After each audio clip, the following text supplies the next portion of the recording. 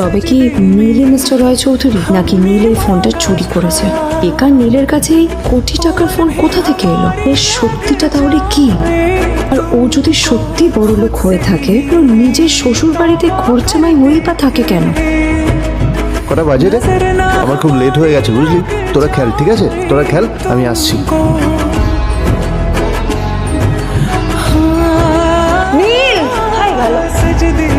নীলকে ডাকছে কেন বলতো? আর তোমাকে কিছু বলে গেছে নীল? হ্যাঁ, কোথায় গেছো? না, আমি ওর কোনো খোঁজ খবর রাখি না। আমি ওকে বলেছিলাম R&B গোল্ডেন ডায়মন্ড থেকে আমার সেটটা নিয়ে আসতে, আনেনি।